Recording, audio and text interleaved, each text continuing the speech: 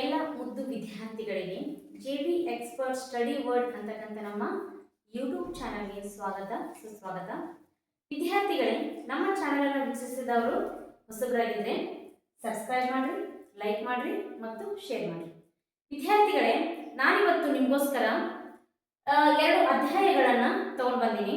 ಮೊದಲನೇ ಅಧ್ಯಾಯದೊಳಗ ಕೋನಗಳು ಮತ್ತು ವೃತ್ತಗಳು ಅಂತಕ್ಕಂಥ ಎರಡು ಟಾಪಿಕ್ ನಾನು ನಿಮ್ಮ ಹತ್ರ ಪ್ರಸ್ತುತ ಪಡಿಸ್ತೀನಿ.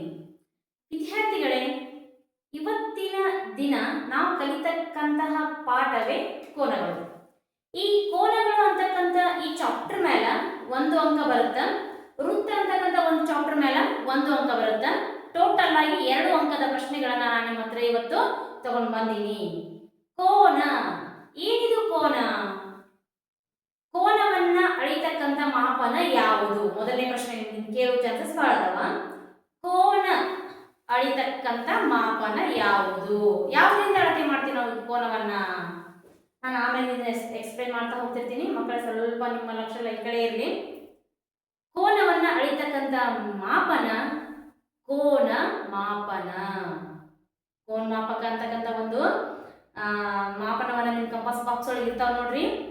ಅರ್ಧ ಚಂದ್ರ ಆಕಾರ ಒಳಗೆ ಇರ್ತದಲ್ಲ, ಆ ಮಾಪನದ ಮೂಲಕ ಈ ಎಲ್ಲ ಕೋನಗಳನ್ನ ನಾವು ಅಳತೆ ಮಾಡ್ತೀವಿ.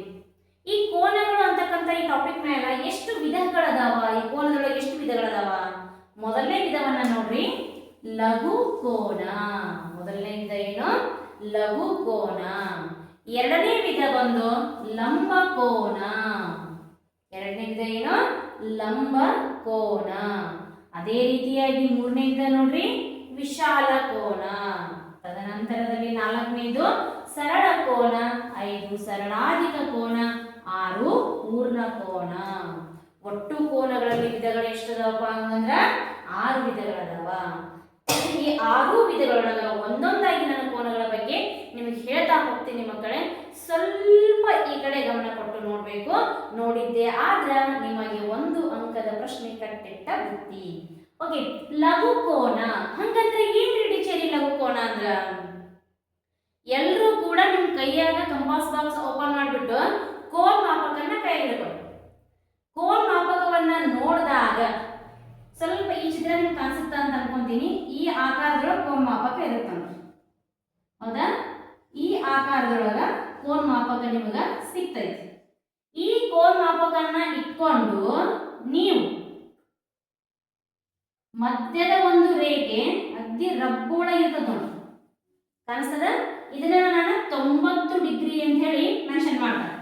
ಈ 90 ಡಿಗ್ರಿನ ಬಹಳ ಇಂಪಾರ್ಟೆಂಟ್ ವಿಷಯ ಆಗ್ತದ ಮಕ್ಕಳ. ಇಲ್ಲಿ ಸ್ವಲ್ಪ ನೀವು ಅಬ್ಸರ್ವೇಷನ್ ಮಾಡಬೇಕು.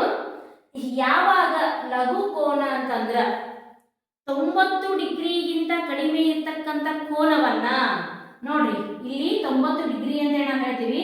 ಈ 90 ಡಿಗ್ರಿಗಿಂತ ಕಡಿಮೆ ಅಂದ್ರೆ 80 ಆಗಿರ್ಬೋದು, 70 ಆಗಿರ್ಬೋದು, 60 ಆಗಿರ್ಬೋದು, ಇನ್ ಅದರ್ ಎಕ್ಸೆಟ್ರಾ.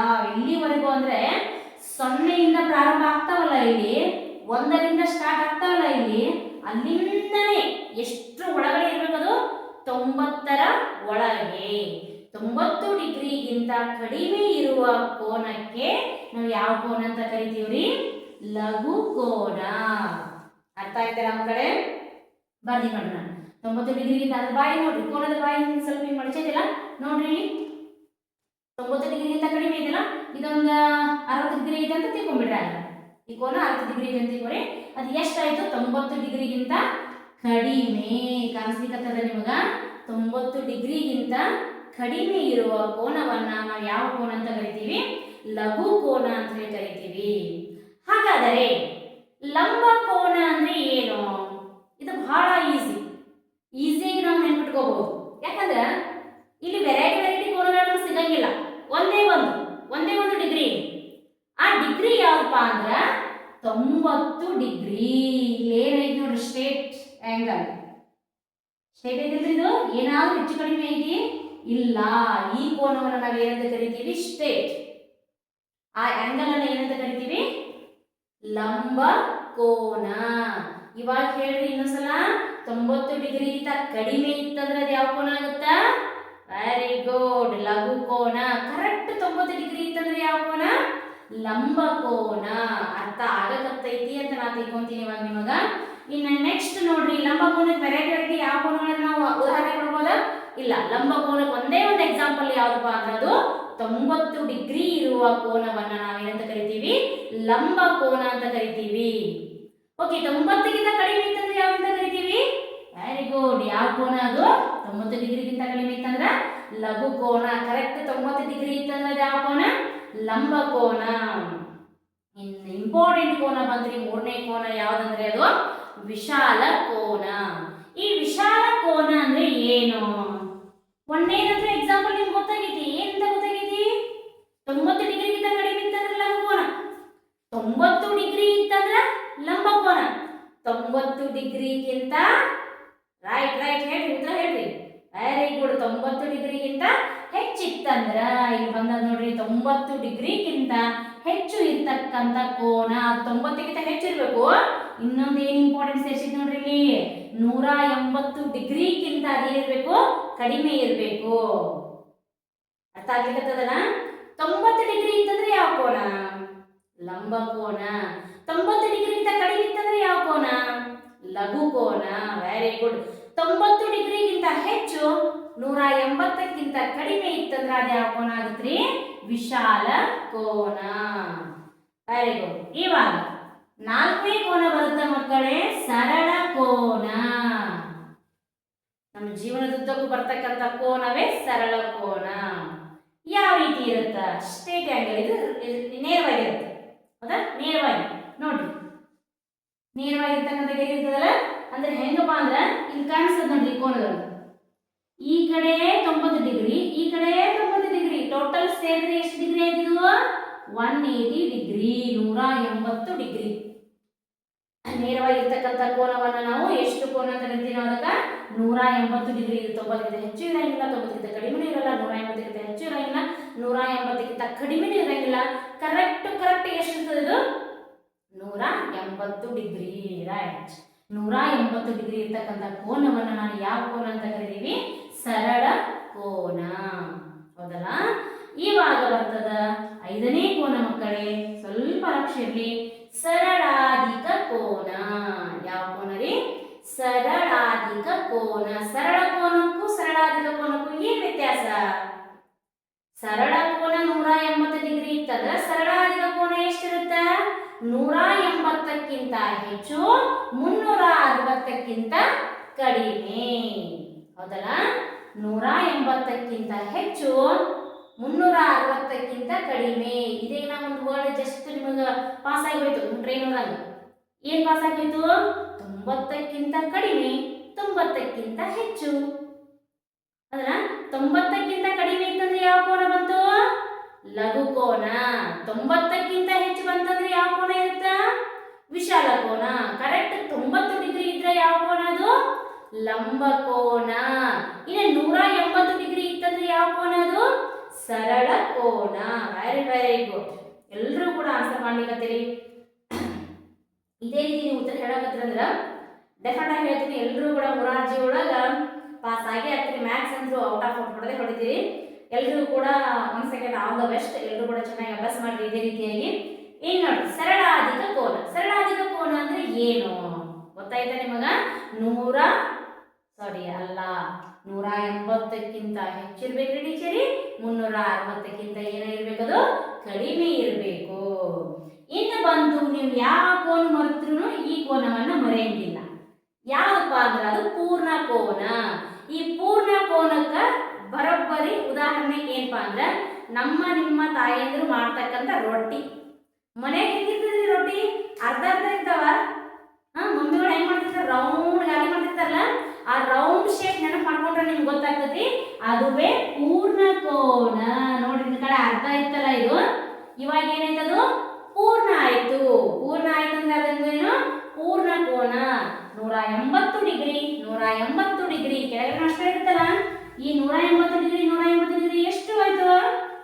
360 ಡಿಗ್ರಿ. 360 ಡಿಗ್ರಿಯನ್ನು ನಾವು ಯಾವ ಕೋನ ಅಂತ ಕರಿತೀವಿ? ಪೂರ್ಣ ಕೋನ ಅಂತ ಹೇಳಿ ಕರಿತೀವಿ. ಒಂದಷ್ಟು ಎಕ್ಸಾಂಪಲ್ ಹೇಳಿನಿ, ನೆನ್ಪು ಮಾಡ್ಕೊಂಡ್ಬಿಡ್ಬೇಕು. ನಮ್ಮ ಮಮ್ಮಿ ರೊಟ್ಟಿ ಮಾಡಕತ್ತಾರ ಇವತ್ತ, ಆ ರೊಟ್ಟಿಯ ಕೋನವೇ ಪೂರ್ಣ ಕೋನ. ಆ ರೊಟ್ಟಿ ಒಳಗೆ ಅರ್ಧ ಕೊಟ್ಟಿದ್ರೆ ಯಾವ ಕೋನ ಆಗ್ತದಿ? ಯಾವ ಕೋನ ಆಗ್ತದಿ ಹೇಳೋಣ? ವೆರಿ ಗುಡ್, ಸರಳ ಕೋನ. ಹೌದಲ್ಲ? ಆ ಸರಳ ಕೋನ ಒಳಗ ಮತ್ತೆರಡು ಕೋನಗಳು ಸೇರ್ಕೊಂಡ್ಬಿಡ್ತಾವಲ್ಲಿ. ಒಂದು ಪೂರ್ತಿ ರೊಟ್ಟಿ ಇತ್ತಂದ್ರೆ ಯಾವ ಕೋನ ಆಗ್ತದೆ ಹೇಳೋಣ? 360 ಡಿಗ್ರಿ. ಯಾವ ಕೋನ ಆಗ್ತದಿ? ಪೂರ್ಣ ಕೋನ ಆಗ್ತದಿ. ನಮ್ಮ ಮಮ್ಮಿ ನಮಗ ಅರ್ಧ ರೊಟ್ಟಿ ಕೊಟ್ಟರೆ ಯಾವ ಕೋನ ಆಗ್ತದಿ? ಇಲ್ಲಿ ಸರಳ ಕೋನ ಅಲ್ಲ? ಅದ್ರೊಳಗನ ಅರ್ಧ ಒಳಗನ ಮತ್ತೆ ಅರ್ಧ ತಾವು ಇಟ್ಕೊಂಡು ಅರ್ಧ ನಮ್ಗೆ ಕೊಟ್ಟಿದ್ರೆ ಗಿರ್ಗ ಅಂತ ಕರಿತೀವಿ. ಮತ್ತೆ 4 ಭಾಗ ಮಾಡ್ತಾರೆ.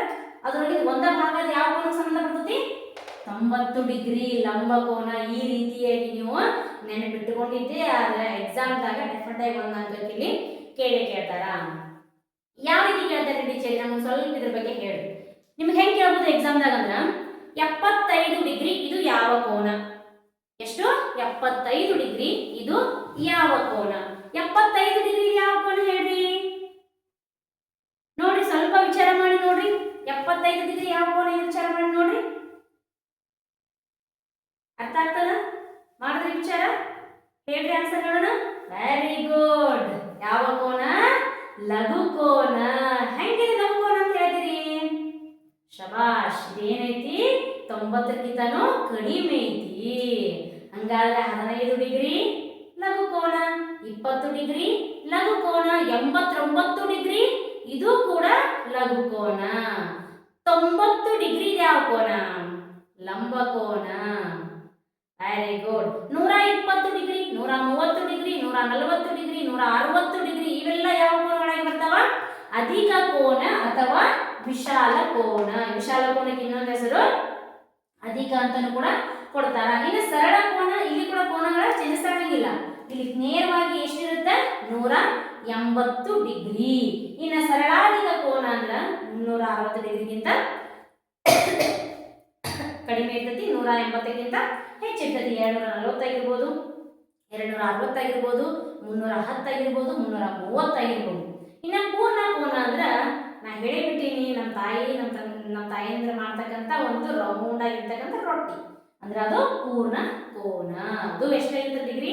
360 ಡಿಗ್ರಿ. ಇಲ್ಲಿ ಮತ್ತೆ ಒಂದು ಟೆಕ್ನಿಕ್ ನಾನು ನಿಮ್ಗೆ ಹೇಳ್ತೀನಿ. ಒಟ್ಟ ಕೋನಗಳ ಚೇಂಜ್ ಆಗ್ಲಾರ್ದಾವ ಅಂದ್ರ ಲಂಬ ಕೋನ ಒಂದು, ಸರಳ ಕೋನ ಒಂದು, ಪೂರ್ಣ ಕೋನ ಒಂದು. ಇವು ಏನೇನು ಚೇಂಜ್ ಆಗ್ತಾವ? 90 ಡಿಗ್ರಿ, 180 ಡಿಗ್ರಿ, 360 ಡಿಗ್ರಿ. ಇಲ್ಲಿ ಯಾವ್ದ್ರಾಗೂ ಏನಾಗಲ್ಲ, ವ್ಯತ್ಯಾಸಗಳಾಗಲ್ಲ. ಬಟ್ ಲಘು ಕೋನದಾಗ ವ್ಯತ್ಯಾಸ ಆಗ್ತಾವ, ಹಲವಾರು ಡಿಗ್ರಿಗಳು ಬರ್ತಾವ. ವಿಶಾಲ ಕೋನಗಳು ವ್ಯತ್ಯಾಸ ಆಗ್ತಾವ, ಅಲ್ಲಿ ಕೂಡ ಹಲವಾರು ಡಿಗ್ರಿಗಳು ಬರ್ತಾವ. ಸರಳಾಧಿಕ ಕೋನದಲ್ಲಿ ವ್ಯತ್ಯಾಸ ಆಗ್ತಾವ, ಅಲ್ಲಿ ಕೂಡ ಹಲವಾರು ರೀತಿಯ ಇರ್ತಕ್ಕಂತಹ ಕೋನಗಳ ನಮ್ಮಲ್ಲಿ ಚೇಂಜಸ್ ಅನ್ನ ಕಾಣ್ತಾವ. ಪರ್ಫೆಕ್ಟ್ ಆಗಿರ್ತಕ್ಕಂಥ ಕೋನಗಳು ಲಂಬ ಕೋನ, ಸರಳ ಕೋನ, ಪೂರ್ಣ ಕೋನ. 90 ಡಿಗ್ರಿ, 180 ಡಿಗ್ರಿ, 360 ಡಿಗ್ರಿ. ಈ ರೀತಿಯಾಗಿ ನೀವು ಕೋನಗಳನ್ನ ಕಲಿತಿದ್ದೆ ಆದ್ರೆ ಇದರೊಳಗೆ ನೀವು ಎಸ್ ಅನ್ನ ಕಂಡೇ ಕಾಣ್ತೀರಾ. ಓಕೆ ಮಕ್ಕಳೇ, ಎಕ್ಸಾಮ್ ಒಳಗ ಇದ್ರೊಳಗೆ ಯಾವ ರೀತಿಯಾಗಿ ನಮಗ ಕೇಳಬಹುದು, ಸ್ವಲ್ಪ ಇದ್ರೊಳಗ ಕ್ವಶನ್ಸ್ ಗಳನ್ನ ಡಿಸ್ಕಷನ್ ಮಾಡೋಣ.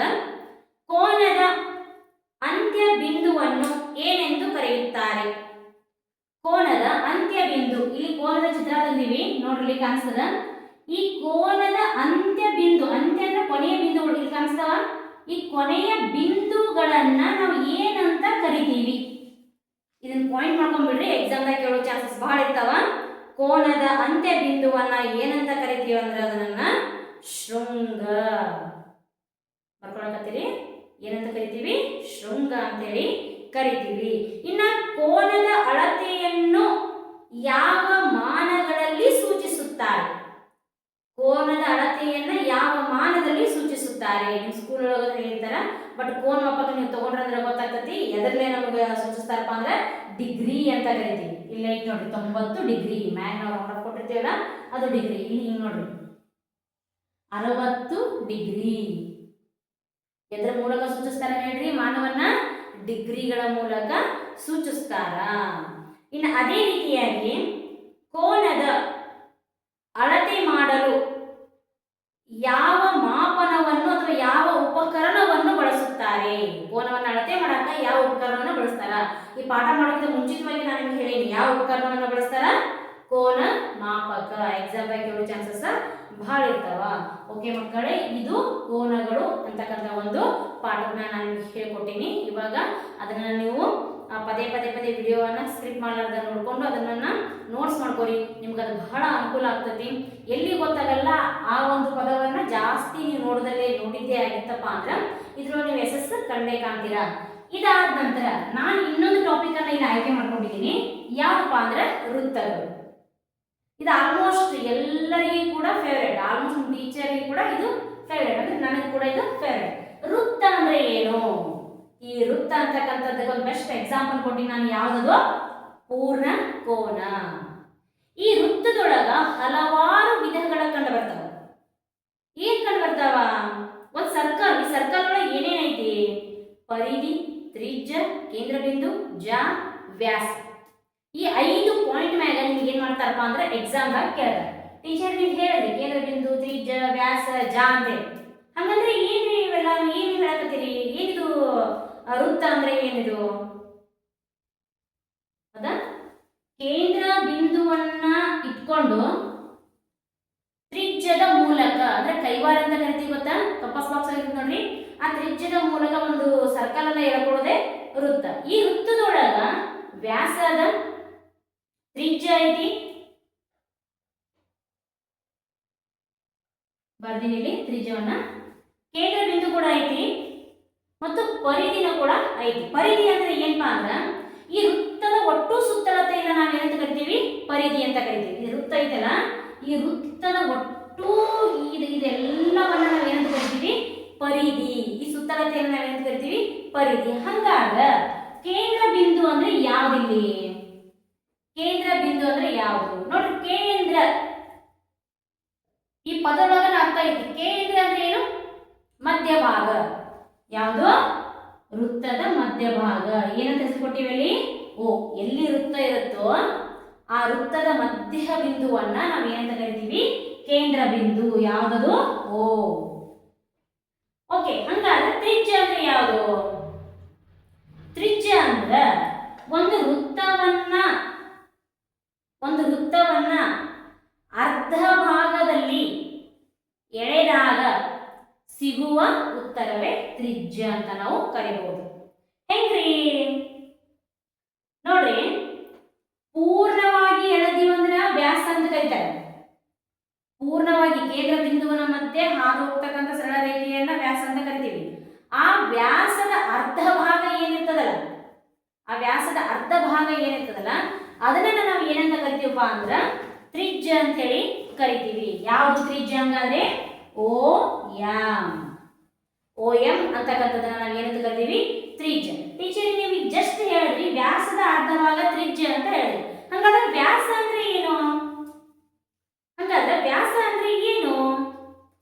ವೃತ್ತದ ಕೇಂದ್ರ ಬಿಂದುವಿನ ಮಧ್ಯದಲ್ಲಿ ಹಾದು ಹೋಗುವ ಸರಳ ರೇಖೆಯನ್ನ ನಾವು ಏನಂತ ಕರಿತೀವ್ರಿ? ವ್ಯಾಸ ಅಂತ ಹೇಳಿ ಕರಿತೀವಿ. ಒಂದು ಸರಳ ರೇಖೆ ಹಾಶವಿದಿಲ್ಲಿ, ಈ ಸರಳ ರೇಖೆಯನ್ನ ನಾವು ಏನಂತ ಕರಿತೀವಿ? ವ್ಯಾಸ ಅಂತ ಕರಿತೀವಿ. ವ್ಯಾಸ ಅಂದ್ರೆ ಏನಾಯ್ತು ಹೇಳ್ತೀವಿ ಇವಾಗ? A B. ಏನಾಯ್ತು? A B. ಹಂಗಾದ್ರ ಇನ್ನೊಂದು ಪಾಯಿಂಟ್ ಉಳಿತಿಲ್ಲಿ, ಯಾವ್ದದು? ಜ. ಜ ಅಂದ್ರೆ ಏನು? ಕೇಂದ್ರ ಬಿಂದುನು ಸಂಬಂಧ ಪಡಲ್ಲ, ಇದಕ್ಕೆ ವ್ಯಾಸ ಸಂಬಂಧ ಪಡಲ್ಲ, ತ್ರಿಜ್ಯನೂ ಸಂಬಂಧ ಪಡಲ್ಲ. ಇವೆಲ್ಲವನ್ನ ಹೊರತುಪಡಿಸಿ ತನ್ನಷ್ಟಕ್ಕೆ ತಾನೇ ಯಾವುದೋ ಒಂದು ಬಿಂದುವಿನಿಂದ ಮತ್ತೊಂದು ಬಿಂದುವಿಗೆ ಒಂದು ಸರಳವಾಗಿ ಹೋಗಿರ್ತಕ್ಕಂಥ ರೇಖೆಯನ್ನು ನಾವು ಏನಂತ ಕರಿತೀವಿ? ಜ ಅಂತ ಕರಿತೀವಿ. ಯಾವ್ದಾದ ರೇಖೆ? X Y. ನೋಡ್ರಿ, ಎಕ್ಸ್ ವೈ ಅಂತಕ್ಕಂಥದ್ದು ಏನ್ರಿ? ಕೇಂದ್ರ ಬಿಂದು ಮ್ಯಾಗ ಹಾಶವಿದೆ ನೋಡ್ರಿ? ಇಲ್ಲ. ವ್ಯಾಸಕ್ಕೆ ಏನ್ರಿ ಸಂಬಂಧ ಐತಿದು? ಇಲ್ಲ. ಇವೆಲ್ಲವನ್ನ ಬಿಟ್ಟು ತನ್ನಂತೆ ತಾನೇ ಸ್ವತಂತ್ರವಾಗಿರ್ತಕ್ಕಂಥ ರೇಖೆಯನ್ನು ನಾವು ಏನಂತ ಕರಿತೀವಿ? ಜ ಅಂತ ಹೇಳಿ ಕರಿತೀವಿ. ಇದ್ರ ಮೇಲೆ ನಿಮ್ಗೆ ಡೆಫಿನೆಟ್ ಆಗಿ ಎಕ್ಸಾಮ್ ದಾಗ ಕೇಳ್ತಾರ. ಹೆಂಗ್ ಕೇಳ್ತಾರಪ್ಪ ಅಂದ್ರೆ ಈ ರೀತಿ ಒಂದು ಚಿತ್ರವನ್ನು ಕೊಟ್ಟು ಇದರ ಕೇಂದ್ರ ಬಿಂದು ಯಾವುದು? ಕೇಂದ್ರ ಬಿಂದು ಯಾವ್ದು ಅಂತಂದ್ರೆ ನಿಮ್ಗೆ ತಲೆಯಾಗ ಫಿಕ್ಸ್ ಇರಬೇಕು. ಏನದು? ರೌಂಡ್ ಶೇಪ್ ಎಲ್ಲಿ ಇರ್ತೈತಿ ಆ ವೃತ್ತದ ಮಧ್ಯದಲ್ಲಿ ಇರ್ತಕ್ಕಂಥ ಬಿಂದುವನ್ನು ನಾವೇನಂತ ಕರಿತೀವಿ? ಕೇಂದ್ರ ಬಿಂದು ಅಂತ ಹೇಳಿ ನಾವು ಕರಿತೀವಿ. ಇದಕ್ಕೊಂದು ಬೆಸ್ಟ್ ಎಕ್ಸಾಂಪಲ್ ನಾ ಏನು ಚಿತ್ರ ತೆಗಿತೀನಿ ನೋಡ್ರಿ. ಇಲ್ಲಿ ಸ್ವಲ್ಪ ಅಬ್ಸರ್ವೇಷನ್ ಮಾಡ್ರಿ. ಈ ರೌಂಡ್ ಶೇಪ್ ಒಳಗ ಕೇಂದ್ರ ಬಿಂದು ಕಾಣಿಸ್ತದ. ಇದಕ್ಕೆ ನಾವೇನು ಕರಿತೀವಿ ಕೇಂದ್ರ ಬಿಂದು. ಇಲ್ಲಿ ಓ ಅಂತಾನು ಕೊಡ್ಬೋದು, ಅವರು ಎ ಅಂತಾನು ಕೊಡ್ಬೋದು. ಅವ್ರು ಯಾವ್ದು ಕೊಟ್ಟಿರ್ತಾರಲ್ಲ ಅಲ್ಲಿ ಆನ್ಸರ್ ಅದೇ ರೀತಿಯಾಗಿ ನೀವು ಮೆನ್ಷನ್ ಮಾಡಬೇಕು. ಇಲ್ಲಿ ಒಂದ್ ವೇಳೆ ಓ ಕೊಟ್ಟರೆ ಕೇಂದ್ರ ಬಿಂದು ಏನಾಯ್ತದು ಓ ಅಂತ ಆಯ್ತು. ಇವಾಗ ಕರೆಕ್ಟ್ ಆಗಿ ಹೇಳ್ರಿ. ಇನ್ನೊಂದ್ ಸ್ವಲ್ಪ ನೋಡ್ರಿ ಕಡೆ. ಈ ಕೇಂದ್ರ ಬಿಂದುವಿನ ಮಧ್ಯೆ ಒಂದು ರೇಖೆ ಹಾಸಿ ಹೋಗ್ತದೆ. ಕೇಂದ್ರ ಬಿಂದುವಿನ ಮಧ್ಯೆ ಒಂದು ರೇಖೆ ಹೋಗ್ತದೆ. ಅದಕ್ಕೆ ಏನಂತ ಕರಿತೀವಿ? ವ್ಯಾಸ. ಇದಕ್ಕೆ ಏನಂತ ಕರಿತೀವಿ? ವ್ಯಾಸ. ಇದನ್ನ ಎ ಬಿ ಅಂತ ಹೇಳಿ ಕರಿತೀನಿ. ನಿಮ್ಗೆ ಅರ್ಥ ಆಗಲಿಕ್ಕೋಸ್ಕರ ಮತ್ತೊಂದು ವೃತ್ತ ತೆಗೆದು ನಿಮ್ಗೆ ಹೇಳಕತ್ತೀನಿ, ಅರ್ಥ ಮಾಡ್ಕೊರಿ. ವೃತ್ತ ತೆಗೆದು ಮಧ್ಯದ ಬಿಂದುವನ್ನ ಗುರುತೆ ಮಾಡ್ತೀವಿ ಅಂದ್ರೆ ಅದು ಕೇಂದ್ರ ಬಿಂದು ಆಯ್ತು. ಆ ಕೇಂದ್ರ ಬಿಂದುವಿನ ಮ್ಯಾಗ ಹಾಸಿ ಹೋದ್ರೆ ಆ ರೇಖೆಗೆ ಏನಂತ ಕರಿತೀವಿ ನಾವು? ವ್ಯಾಸ ಅಂತ ಕರಿತೀವಿ. ಇವು ಎರಡನ್ನ ಬಿಟ್ಟು ಅದು ಇಲ್ಲಾದ್ರೂ ಹೋಗ್ಬೋದು, ಈ ಕಡೆ ಆದ್ರೂ ಹೋಗ್ಬೋದು, ಎಲ್ಲಿ ಬೇಕಾದ್ರೂ ಹೋಗ್ಬೋದು. ಅದನ್ನ ಏನಂತ ಕರಿತೀವಿ ನಾವು? ಜಾ ಅಂತ ಹೇಳಿ ಕರಿತೀವಿ. ಜಾಗ ಒಂದ್ ಹೆಸರು ಕೊಡ್ತೀನಿ ನಾನು ಬೇಕಂದ್ರೆ ಎಂ ಎನ್. ಅವ್ರು ಏನ್ ಬೇಕಾದ್ರೂ ಕೊಡ್ಬೋದು. ಎಕ್ಸ್ ವೈ ಅಂತ ಕೊಡ್ಬೋದು, ಎಂ ಎನ್ ಕೊಡ್ಬೋದು, ಪಿ ಕ್ಯೂ ಅಂತ ಕೊಡ್ಬೋದು. ಇದಾದ ನಂತರ ಈ ಕೇಂದ್ರ ಬಿಂದುವಿನ ಅರ್ಧ, ಇಲ್ಲಿ ನೋಡಿ ಇದೇನ್ ವ್ಯಾಸ ಇದೆಯಲ್ಲ, ಈ ವ್ಯಾಸದ ಅರ್ಧ ಭಾಗವನ್ನ ನಾವು ಏನಂತ ಕರಿತೀವಿ? ತ್ರಿಜ್ಯ ಅಂತ ಹೇಳಿ ಕರಿತೀವಿ. ಓಕೆ ಮಕ್ಕಳೇ, ಇದ್ರೊಳಗೆ ಇನ್ನೊಂದೇ ಒಂದು ಇಂಪಾರ್ಟೆಂಟ್ ಪಾಯಿಂಟ್ಸ್ ಅದ. ಏನಪ್ಪಾ ಅಂದ್ರ ಈ ವ್ಯಾಸ, ಈ ತ್ರಿಜ್ಯವನ್ನ ಆರ್ ಎನ್ನುವ ಸಂಕೇತದಿಂದ ಗುರುತಿಸ್ತೀವಿ. ಎಕ್ಸಾಮ್ ದಾಗ ಕೇಳ್ತಾರ, ಆರ್ ಅಂತಕ್ಕಂಥ ಸಂಕೇತದಿಂದ ಗುರುತಿಸ್ತೀವಿ. ಈ ವ್ಯಾಸವನ್ನ ಡಿ ಎನ್ನುವ ಸಂಕೇತದಿಂದ ಗುರುತಿಸ್ತೀವಿ. ವ್ಯಾಸವನ್ನ ಡಿ ಅಂತ ಹೇಳಿ, ತ್ರಿಜ್ಯವನ್ನ ಆರ್ ಅಂತ ಹೇಳಿ ನಾವೇನ್ ಮಾಡ್ತೀವಿ? ಗುರುತಿಸ್ತೀವಿ. ಇನ್ನೊಂದು ನಿಮಗೆ ಎಕ್ಸಾಮ್ ದಾಗ ಕೇಳ್ತಾರ, ಅದ ಇಂಪಾರ್ಟೆಂಟ್. ನನ್ನ 2015-16 ಇಶ್ಯೂಗಳಿಗೆ ಆ ಪ್ರಶ್ನೆಯನ್ನು ನೋಡೀನಿ. ಸ್ವಲ್ಪ ಇಲ್ಲಿ ಅರ್ಥ ಮಾಡ್ಕೊರಿ. ವ್ಯಾಸ 4 ಸೆಂಟಿಮೀಟರ್ ಇದ್ದರೆ ವ್ಯಾಸ ಕೊಡ್ಬೋದು. ವ್ಯಾಸ 4 ಸೆಂಟಿಮೀಟರ್ ಆದರೆ ತ್ರಿಜ್ಯ ಎಷ್ಟು ಅಂತ ಕೇಳ್ಬೋದು. ವ್ಯಾಸ 4 ಸೆಂಟಿಮೀಟರ್ ಆದ್ರೆ ತ್ರಿಜ್ಯ ಎಷ್ಟು ಅಂತ ಕೇಳ್ಬೋದು. ನಿಮಗೆ ಗೊತ್ತು ವ್ಯಾಸ ಎಷ್ಟು ಇರ್ತೈತಿ, ಅದರ ಅರ್ಧ ಭಾಗ ಏನಿರ್ತೈತಿ? ತ್ರಿಜ್ಯ ಇರ್ತೈತಿ. ವ್ಯಾಸನ 4 ಆತಂದ್ರೆ ತ್ರಿಜ್ಯ ಎಷ್ಟು ಆಗ್ಬೋದು? ಗೆಸ್ ಮಾಡ್ರಿ. ಪೂರ್ತಿ ವ್ಯಾಸ ಅದರ ಅರ್ಧ ತ್ರಿಜ್ಯ. ಪೂರ್ತಿ ಇತ್ತಂದ್ರೆ ವ್ಯಾಸ ಅದರ ಅರ್ಧ ಇತ್ತಂದ್ರೆ ತ್ರಿಜ್ಯ. ಹಂಗಾದ್ರೆ 4 ಸೆಂಟಿಮೀಟರ್ ವ್ಯಾಸ ಆಗ್ತದ್ರೆ ತ್ರಿಜ್ಯ ಎಷ್ಟಾಗತಿ? ಶಬಾಷ್, ತ್ರಿಜ್ಯ ಎಷ್ಟಾಯ್ತು? 2 ಸೆಂಟಿಮೀಟರ್. ಹೌದಲ್ರಿ? ಆರ್ ಕೊಟ್ಟು ಎಷ್ಟದು? 2 ಸೆಂಟಿಮೀಟರ್. ಇದು ಉಲ್ಟಾನು ಕೇಳ್ಬೋದು ನೀವು. ಹಿಂಗೆ ಕೇಳ್ಬೋದು, 3 ಸೆಂಟಿಮೀಟರ್ ತ್ರಿಜ್ಯ, ವ್ಯಾಸ ಎಷ್ಟು? ವ್ಯಾಸ ಎಷ್ಟು ಅಂತ ಹೇಳಿ ನಿಮಗೆ ಪ್ರಶ್ನೆ ಅರೈಸ್ ಆಗ್ಬೋದು. ಇವಾಗ ತ್ರಿಜ್ಯದ ಇನ್ನೊಂದು, ತ್ರಿಜ್ಯದ 2 ಪಟ್ಟು ಏನಿರ್ತೈತಿ? ವ್ಯಾಸ ಇರ್ತೈತಿ. 1 ಪಟ್ಟು ಅಂದ್ರೆ 3 ಸೆಂಟಿಮೀಟರ್ ತ್ರಿಜ್ಯ ಆಗ್ತದೆ. ಇದ್ರ ಡಬಲ್ ತಗೋಬೇಕಲ್ಲ ನಾವು, ಹೌದಲ್ಲ? ಇಲ್ಲಿ ನೋಡಿ, ಅರ್ಧ ಬರ್ತಂದ್ರೆ ತ್ರಿಜ್ಯ, ಪೂರ್ತಿ ಆಯ್ತಂದ್ರೆ ವ್ಯಾಸದ ಇದ್ರದ ವ್ಯಾಸ ಅಂತ ಕರಿತೀವಿ. ಹಂಗಾದ್ರೆ ತ್ರಿಜ್ಯ 3 ಸೆಂಟಿಮೀಟರ್ ಐತಿ, ವ್ಯಾಸ ಎಷ್ಟಾಗ್ಬೋದು? ಶಬಾಷ್, 3 + 3 ತ್ರಿಜ್ಯ, ವ್ಯಾಸ ಎಷ್ಟಾಯ್ತು? 6 ಸೆಂಟಿಮೀಟರ್. ಅರ್ಥ ಆಯ್ತಾ? ಇವೆರಡನ್ನೂ ಕೂಡ ಸ್ವಲ್ಪ ನೋಟ್ಸ್ ಮಾಡ್ಕೊರಿ. ಇದ್ರ ಮ್ಯಾಗ ನೀವು ಎಕ್ಸಾಮ್ ದಾಗ ಕೇಳ್ತಾರೆ ಅಂತ ಹೇಳಿ ನಂಬಿಕೆ ಇದೆ ನನಗ. ಓಕೆ, ಇವತ್ತು ನಾನು ನಿಮ್ಗೆ ಚರ್ಚೆ ಮಾಡಿರ್ತಕ್ಕಂಥ 2 ಟಾಪಿಕ್ಗಳು, ಕೋನಗಳು ಮತ್ತು ವೃತ್ತಗಳು. ಇದು ನನ್ನ ವಿಡಿಯೋವನ್ನ ನೀವು ಸ್ಕಿಪ್ ಮಾಡಲಾರ್ದೆ ಸ್ವಲ್ಪ ಪದೇ ಪದೇಯಾಗಿ ನೋಡಿದ್ದೆ ಆದ್ರೆ ಈ ಕೋನ ಮತ್ತು ವೃತ್ತಗಳ ಮ್ಯಾಗ ನಿಮಗೆ ಕ್ಲಿಯರ್ ಆಗಿ ಅರ್ಥ ಆಗ್ತೈತಿ ಅಂತ ಹೇಳಿ ನಾನು ಅನ್ಕೊಂತ ಮುಂದೆ ಬರ್ಬೇಕಾದ್ರೆ ಒಂದು ಹೊಸ ಪಾಠದ ಮುಂದೆ ನಿಮ್ಗೆ ಬರ್ತೀನಿ ಅಂತ ಹೇಳ್ತಾ